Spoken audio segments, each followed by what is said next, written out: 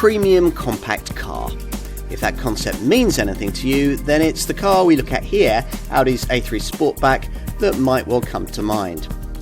True to the brand's Vorsprung-durch technique philosophy, this model once again aims to set fresh standards, incorporating a completely digitalised interior and cutting-edge infotainment, plus more unique light signatures, powerful engines, and a suite of innovative assistance systems enveloped in a completely redesigned, yet immediately recognisable body. The result is a car that should show you just how far things have recently progressed in this segment. Everything about this car is designed to deliver on the concept of a Volkswagen Golf with just a touch more polish, and the driving experience it offers is no exception. Now, if you're an A3 regular or you're a graduate from a Golf, you'll find that this Audi now has even more of the mature drive dynamics that you'll be looking for, helped by a fully digital at-the-wheel experience and the optional embellishment of hybrid power and self-driving tech. Differences with this Mark IV design initially seem quite subtle. They're primarily centred around slightly sharper steering and handling, which is now a little more responsive. That's thanks to a wider track and to the introduction of a modular dynamic handling control system, which, based on steering movements, predictively coordinates interplay between all the car's dynamic systems, rather like a conductor with an orchestra, so the car can always be one step ahead of the drive inputs that you want to make. As before, you'll need to avoid the lowest powered petrol and diesel variants if you want the brand's suppler and more sophisticated multi-link rear suspension setup. Ah yes, engines, well, they've evolved too. The two volume petrol units, 110 PS 1 litre 3-cylinder, and the 150 PS 1.5 litre 4-cylinder power plant we're trying here, both get Audi's latest mild hybrid MHEV electrified tech, provided you've ordered them with the 7-speed S-tronic auto transmission that most A3 folks seem to want. That MHEV setup sees an integrated 48-volt BAS belt alternator starter generator powering a 12-volt main electrical setup in which a 48-volt compact lithium-ion battery in the boot stores energy harvested via a KERS, kinetic energy recovery system. The resulting WLTP rated efficiency improvements aren't massive, but they do enable fuel and CO2 readings to remain very competitive. A typical 35 TFSI S-tronic variant manages up to 50.4 mpg and up to 128 grams per kilometre of CO2. If you don't care about Friends of the Earth, you can do better with the alternative conventional 30 TDI diesel model, of course. That now develops 116 PS and it uses a larger, more efficient 2-litre unit with the brand's latest twin dosing tech. There is also a 150 PS 2-litre 35 TDI model option. The better eco-minded alternative, though, is the 40 TFSI-E plug-in hybrid, which mates a 150 PS 1.4-litre TSI petrol engine to a 6-speed DSG auto gearbox. The combination works with an 85 kilowatt electric motor powered by a 13 kilowatt-hour lithium-ion battery, which, when it's fully charged, can offer a WLTP-rated all-electric driving range of up to 41 miles. If you prioritise performance, you're more likely to be drawn to the S3 Quattro Hot Hatch, which, as before, uses a 310 PS 2-litre TFSI turbo petrol unit. That's now exclusively mated to S-tronic paddle shift automatic transmission. Audi talks of the way that this 4th generation A3 styling has been revolutionised, and that's something that designer Immo Redeker is very enthusiastic about. Now, these days the range is primarily based around this 5-door Sportback body shape. The only other option is a saloon, and that has been given a rather more athletic stance and a slight size increase this time around.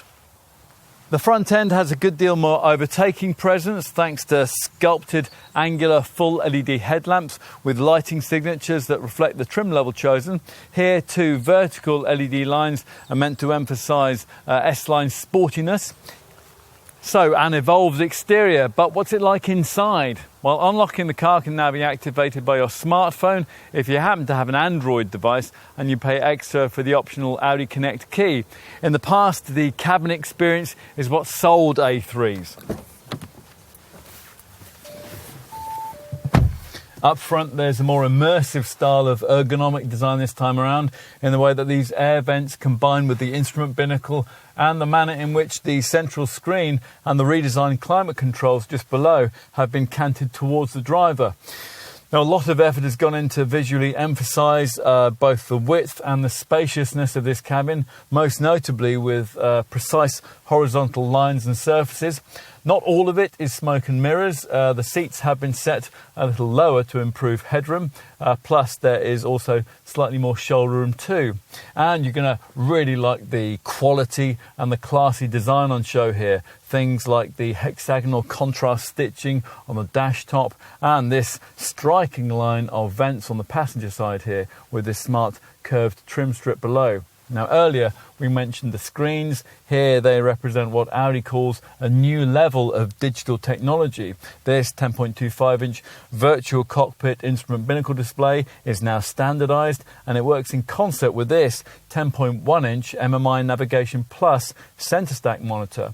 Now, this central screen is now based on an MIB3 modular infotainment platform offering 10 times the computing power of the previous setup, and it has a vastly improved intuitive voice control system. Plus, this MMI system is permanently connected to the internet with high-speed access via an embedded eSIM, which means you can create in the car a Wi-Fi hotspot and access things like online music streaming, online traffic information and hybrid radio. Time to take a seat in the rear. Now, given that the 1.43 metre height and 2.64 metre wheelbase dimensions of this Smart 4 model are unchanged over the previous generation design, we weren't expecting too much here.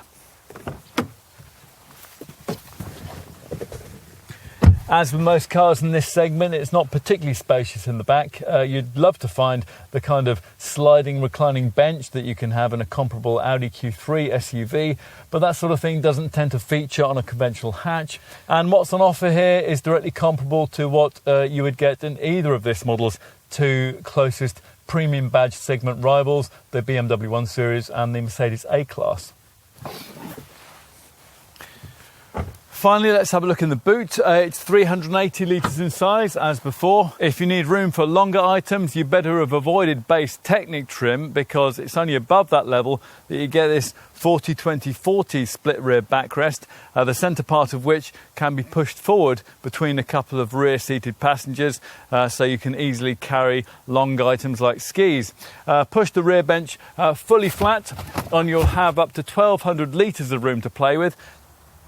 In the search for a compact car that's also a premium purchase, there are probably more charismatic choices than the Audi A3, but we think there are a few better ones. Light in bulk, heavy in technology, it's a logical evolution of a breed that's long been one of Britain's favourite company cars. This improved version might look little different at first glance, but it'll feel so once you get to grips with the fresh digitalised cockpit with its two sophisticated screens.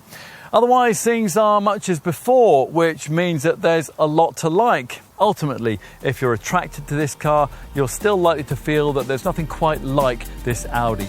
Cool, classless and clever, it remains desirably definitive.